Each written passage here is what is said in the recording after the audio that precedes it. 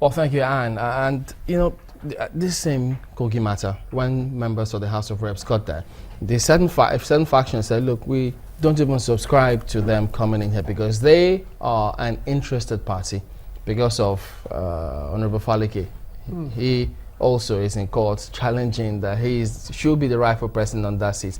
And then you ask yourself, so if they think National Assembly or House of Reps has they are an interested party, does that alone justify their not giving them a hearing or allowing the House of Assembly come over to On the take over? contrary, one would have imagined that what will make a better sense on the part of those who are resisting the incursion, in quote, would be to see beyond their nose, profile the crisis, understand precisely where their strategies will lead to. In my view, and this is personal, I think they are not as circumspect as they ought to be. They fully do not understand how they could start it. They don't know precisely where it will end. If you give that as a reason, that cannot supersede the express provisions of the Constitution, namely that once it is clear, and these are not issues of conjecture, they are factual issues. Once it is clear that a particular state of assembly cannot discharge its responsibility of legislation, that automatically activates the powers of the National Assembly. So let's even face it. You know that if there are two bodies of laws or two legislations on the same issue, if the State House of Assembly legislates on a particular matter in respect of which the National Assembly has also legislated on, it doesn't matter whether people there have interest in the, automatically that of the National Assembly. So the Constitution is structured in such a way as to also protect the citizens, to make them less subjective, less subjected to the intrigues of politics in such a way that pardon me to butt in, because I think this started when they served the deputy governor notice of impeachment. And then the reason why they say, look, the House of Reps are an interested party here, don't forget, Honorable Falike was supposed to be the deputy. And then that matter is in court. And now, can they cite the principle of natural justice saying, look, if you're an interested party here, you certainly cannot preside over this kind of matter, because they're accusing him of having a hand in the whole scenario. That would be very extraneous. Whereas it can be cited, but in my view, it is extraneous. I mean, the point is clear that you could have a good case, but such a good case can be turned to a very bad one, depending on the strategies you adopt. Politics, like law, is about strategy. What about the law of politics? Well, even the politics of law. You know, when you talk about politics, sorry, quickly here, there's a particular word that looks ambiguous to a lot of people when it comes to reasons why some of these speakers are impeached. They use the word for not carrying the House along. Do you understand what that means? I would say that I've heard about it. The express meaning may be too ambiguous to give a direct answer, but let's even paint the picture a lot more clearer. You know, our democracy or civil rule has suffered serious blow by the failure of the legislature to indeed assert itself as the moderating arm of government against the executive in particular and the judiciary.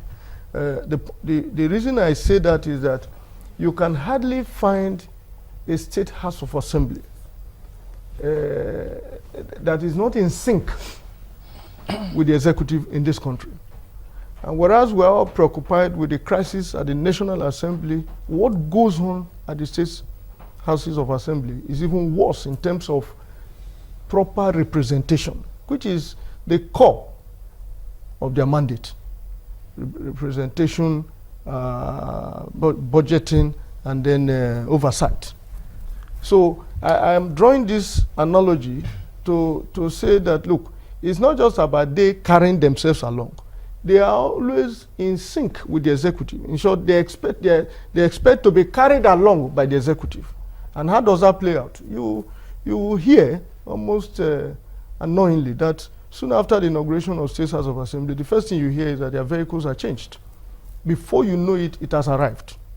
The public are usually immune from that. The next thing is one funny training or the other abroad, and when you encounter them, to appreciate what has added in value by such experience, it's almost as hopeless as it was when they kick-started. Now, I am confirming that whereas we can pretend that we don't know about it, this is precisely at the heart of the crisis that we have in terms of full operation of democratic practices in our... There are no checks. The legislature is supposed to be a check, and they can only do that when they look beyond or away from carrying us along and then focusing on their powers, which is actually to check the excesses of the executive. Now, I'm just a little curious. You know, sometimes you see that something is it just simply cannot stand.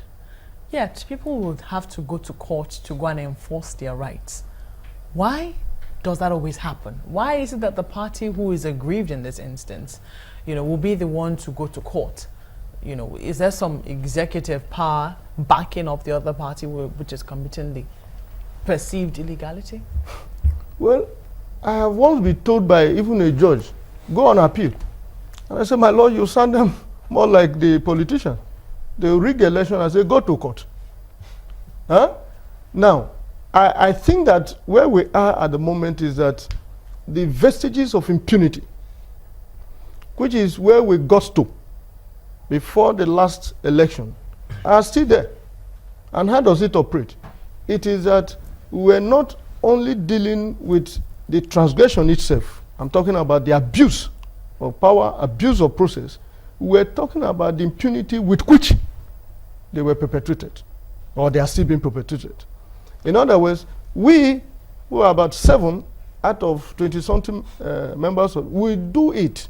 You go to court, and why you contend with... does it even stand? That's the first question. So, for instance now, I mean, you give that instance of elections. You can say elections is different in the sense that, well, INEC announced those results, and that's the result that INEC has announced. So, there is no other result. You go to court to go and prove that these results are actually not correct.